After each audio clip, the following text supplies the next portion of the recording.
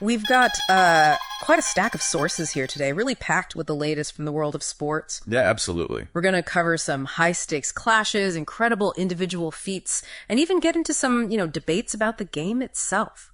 Lots to unpack. Definitely. And our aim, as always, is to go a bit deeper than just the scores. Right. We want to pull out the key insights, help you understand the context, the why behind what happened, and maybe point out some details you might have missed. So grab a seat, settle in. We're diving into the athletic arena. Let's do it. Okay, let's jump straight into cricket then.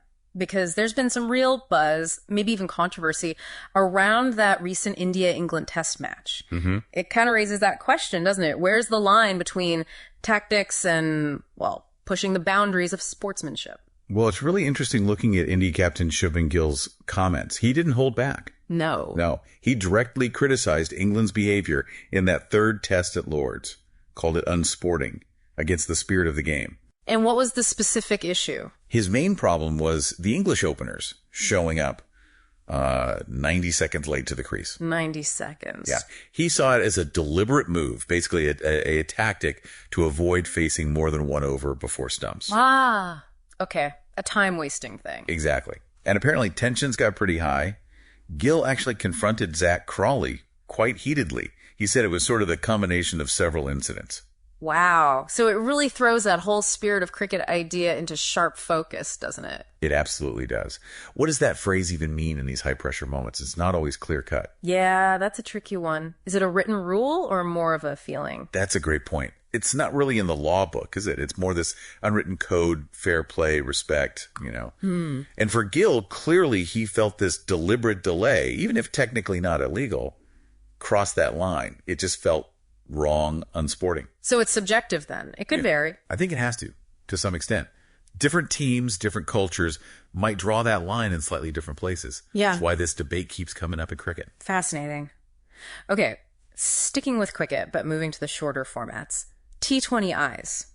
There were some recent results, specifically involving South Africa in that tri-series in Harare. Yeah, not the best news for the Proteas there. They actually lost again to New Zealand. Oh, the second loss. Second loss, yeah. Yeah. By 7 wickets this time. And it was basically the dress rehearsal for the final, which makes it sting a bit more, probably. So what went wrong? Well, they lost Rassie van der Dusen pretty early. Reza Hendricks got 41, which was decent. And George Linde added some late runs. But they only managed 134 for 8. Not a huge total in T20. No, definitely not. And New Zealand, they chased it down quite easily. Tim Seifert smashed an unbeaten 66. Right. They got home in just 16 overs.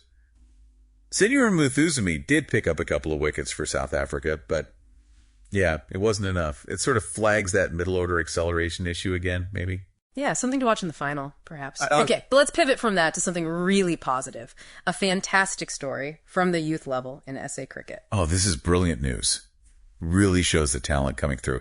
Jorik van Schalkwyk. Tell us about him. He broke the South African under-19 record for the highest individual score. An unbeaten 164. Wow. That's huge. How long did that record stand? A long time. And this innings, it was 156 balls, 14 fours, 4 sixes. Just a commanding knock. Incredible. Was he playing solo or? No, he had great support. Put on 181 for the second wicket with his co-captain, Mohamed Boubulia, who chipped in with a very valuable 62 himself. That's fantastic. A real glimpse of the future there. Absolutely.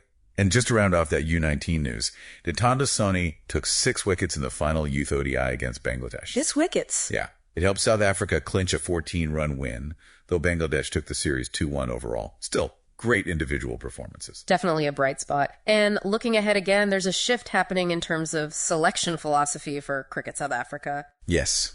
This is quite significant. Patrick Moroney is the incoming selection convener, starts officially August 1st. And his approach. He's been very clear. His focus is going to be on merit. Merit over racial politics. Right. He wants to challenge the coaches, make sure they're thinking broadly, picking the best players, aiming for a future where race ideally isn't a factor in selection anymore.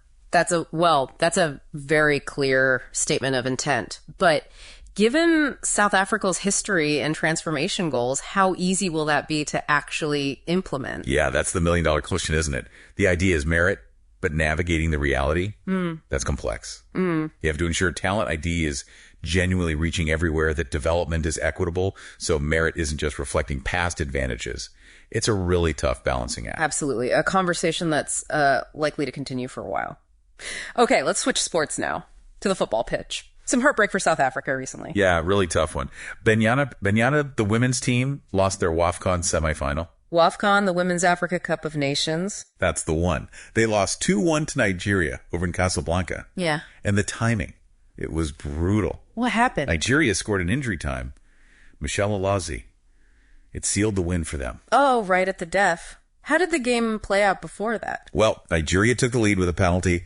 Then Linda Mott-Hollow equalized for Benyana in the second half. Things were looking hopeful. Yeah. But then late on, this floated cross comes in from Alazi.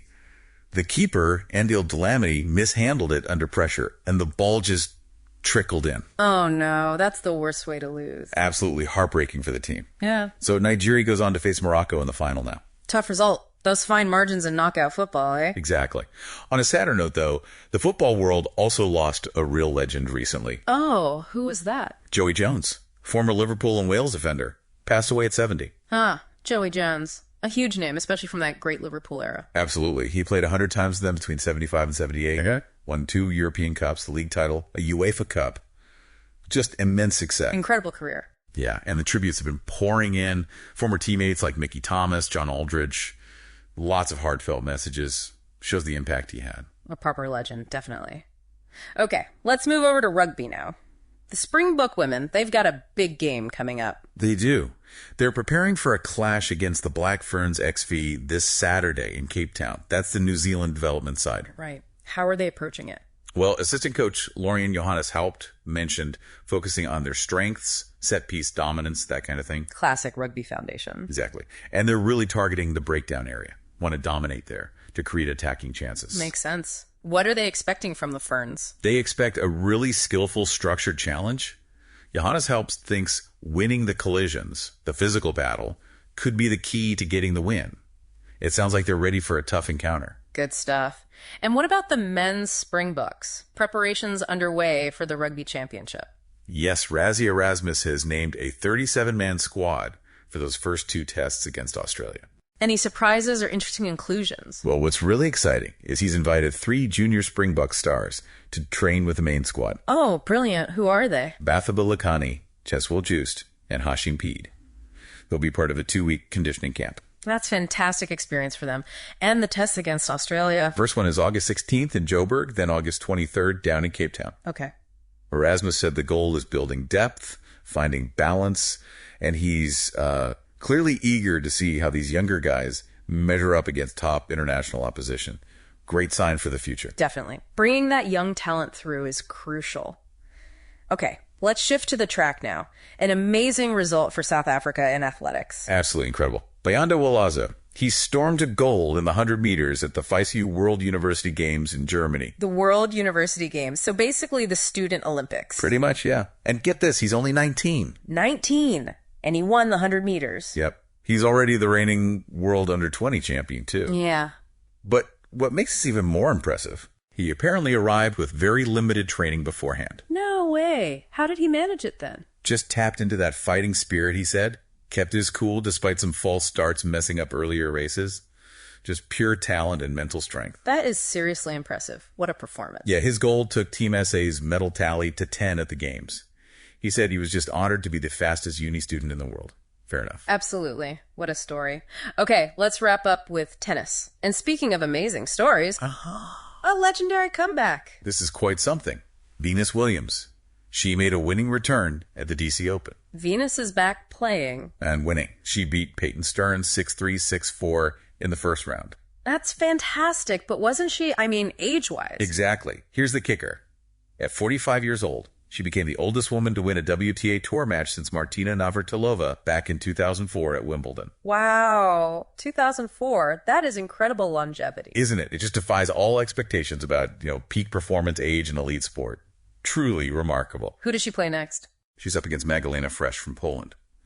And just quickly, Naomi Osaka also got a win. She beat Yulia Putintseva. Now she faces Emma Raducanu. Some big names there. But that Venus story, just wow. So that brings us towards the end of this deep dive. What an amazing range of stories, huh? From team heartbreak to individual records, controversy to sheer resilience. It really covers the spectrum, doesn't it? Yeah. And if we try to connect this all to the bigger picture, we've journeyed through these moments of intense drama, like the cricket tactics debate, seen inspiring personal bests like Volaz's sprint and Van Schalkwyk's record, witnessed legends like Venus defy time, and faced tough losses like Banyana's. So the question for you listening might be, what stands out most? How do these diverse stories, the veterans, the rising stars, the controversies reflect that ongoing human drive for excellence, for resilience? And maybe, how do they show that constant tension between the absolute drive to win and playing within those unspoken rules, that spirit of the game?